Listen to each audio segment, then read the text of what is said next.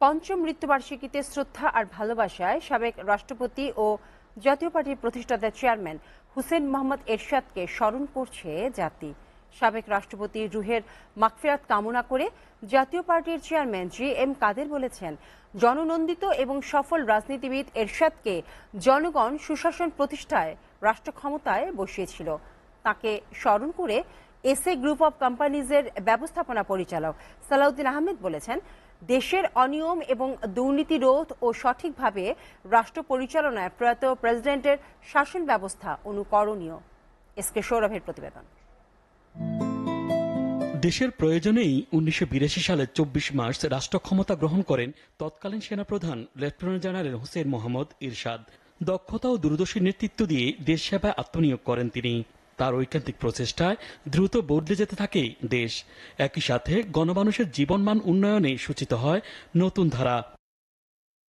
সফল এই রাষ্ট্রনায়কের মৃত্যুবার্ষিকীতে তার বিদেহী আত্মার মাগফিরাত কামনা করেন জাতীয় পার্টির চেয়ারম্যান জি.এম. কাদের। ওনাকে যখন ক্ষমতা দেওয়া হলো সে সময় সুশাসনের অবস্থাটা বাংলাদেশে একেবারেই নিম্নতম পর্যায়ে চলে গিয়েছিল।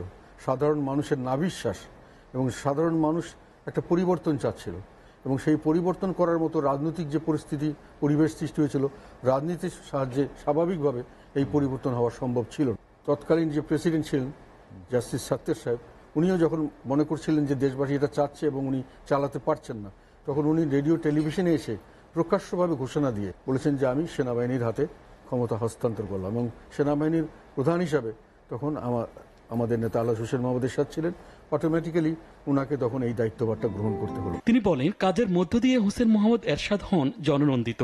একই সাথে তিনি ছিলেন একজন সফল রাজনীতিবিদ, একজন দেশপ্রেমিক, জননন্দিত এবং সফল রাজনীতিবিদ ছিলেন। আমি আমার মূল্যায়নে মনে করি, এবং এটা আমি দেখেছি যে বাংলাদেশের আপামর সাধারণ মানুষ তাকে এই ধরনেরই মনে করেন। সাবেক সফল রাষ্ট্রপতির স্মৃতিচারণ করেন এসএ গ্রুপ অব কোম্পানিজের ব্যবস্থাপনা পরিচালক। বলেন, দেশের সর্বত্রই ছিল তার উন্নয়নের ছোঁয়া। তৎকালীন সময়ে বাংলাদেশে উন্নয়নের যেই ঢল, উন্নয়নের যেই জোয়ার এসেছিল, সেই সফল রাষ্ট্রপতি হোসেন মোহাম্মদ এরশাদ সাহেবের কে ধরে তিনি যেভাবে সারা বাংলাদেশে উন্নয়নের রূপরেখা সৃষ্টি করেছেন, উন্নয়ন করেছেন, এইটার জন্য আমরা ওনাকে চিরদিন ওনাকে আমরা স্মরণ করব। এবং রাজধানী শহর ঢাকার সাথে সারা বাংলাদেশের উনি উন্নয়ন করেছেন। ওনার উন্নয়ন লোক দেখানো নয়, টেকসই। রাষ্ট্র পরিচালনায় হোসেন মোহাম্মদ এরশাদের বলিষ্ঠ নেতৃত্বের কথা স্মরণ করেন তিনি। বলেন, তার শাসন আমলই ছিল দেশের জন্য স্বর্ণযুগ।